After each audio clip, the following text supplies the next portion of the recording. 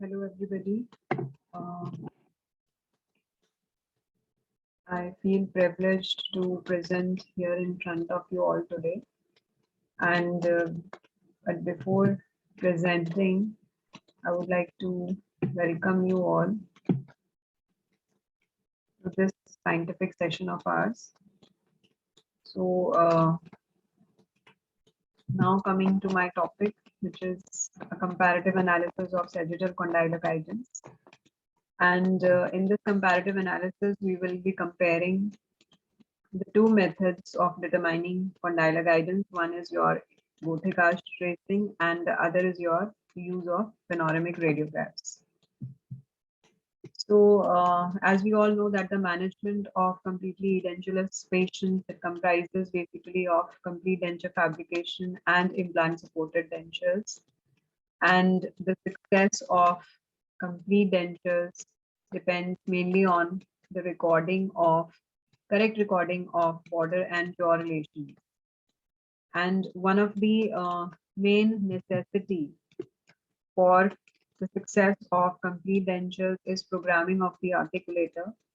And programming of the articulator is done to adjust the sagittal condylar guidance, the lateral condylar guidance, and the incisal guidance, so that the articulator can simulate the condylar movements of the patient as close as possible.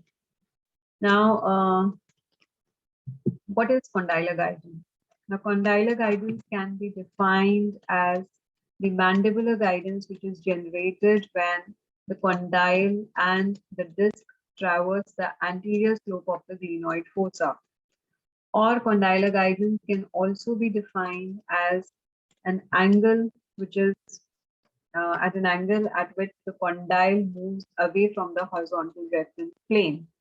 So this angle, it varies from person to person, and it also can vary from right side to the left side of the person.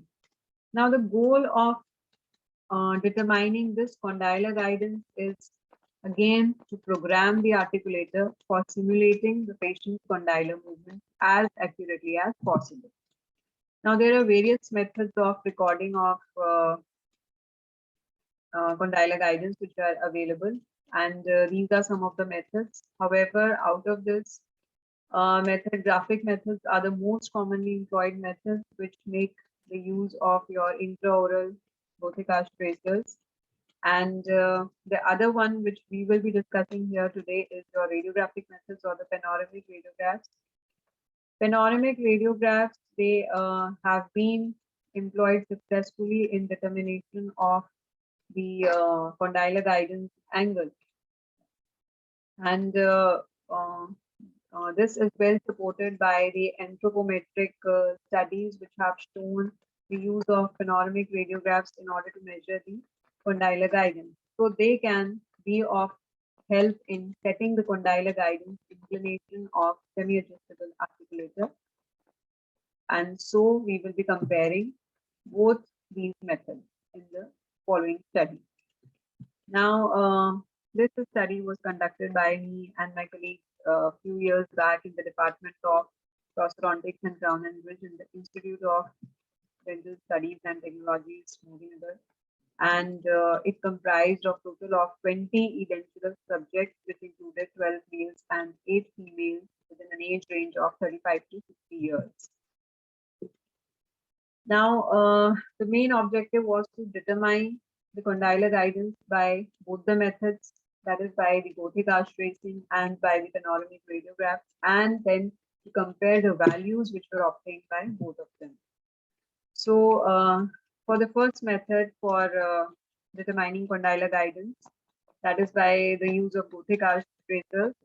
So, conventional way of tracing was employed, like primary impressions were made, followed by fabrication of master cast, and on this, occlusal rims were being made, which were followed by a standardized phase bow transfer was adopted, and indirect technique was employed in this study for mounting of the maxillary cast. And after that, uh, after getting the centriculation record, intraoral traces, they were fixed to the occlusal rims, and the protrusive and the centric records, they were being obtained.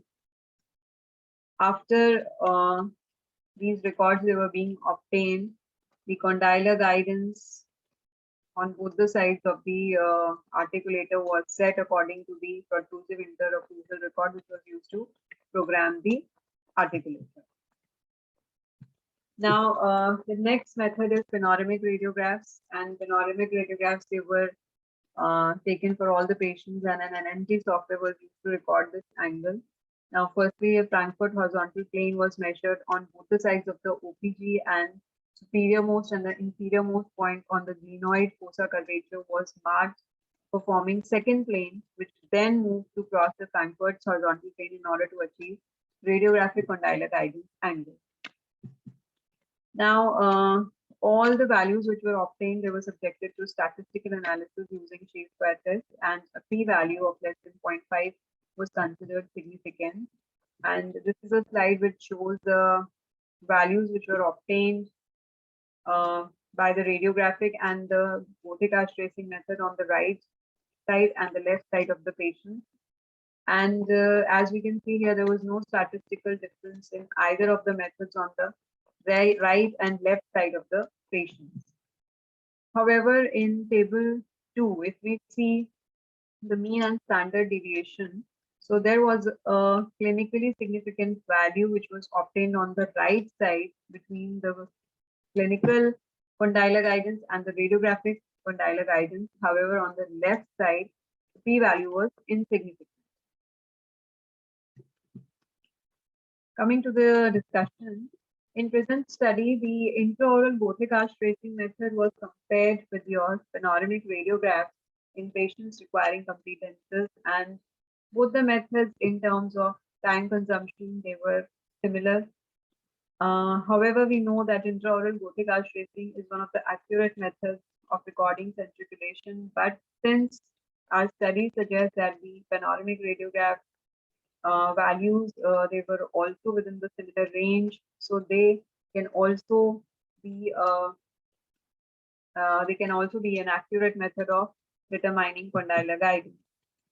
Now, radiographic and clinical methods, they prove to be effective in recording details which are required for the fabrication of complete denture, and so in turn they determine the success of the complete denture by correctly or accurately simulating the condylar movements of the patient. Now, I would like to conclude this study, and there was definitely correlation between sagittal condylar guidance, which was obtained by both the methods, and both the techniques, they were found to be equally effective in recording this relation, and so they may be useful. The radiographs, they may be useful in cases where other methods like the intraoral Bottic-Arch tracing, they are difficult to record, like when neuromuscular incoordination is there in patients. And so there we can use panoramic radiographs as well. These are my references. And I would maintain that thanks is the highest form of thought, and that gratitude is happiness doubled by wonder. So I would like to thank Indian Prosthodontic Society for providing me this platform today. I would also like to thank the Scientific Committee 49th IPS Conference, Chennai, for allowing me to present today. And I would also like to thank my chairpersons and my dear audience. Thank you for your patience. Thank you for having me.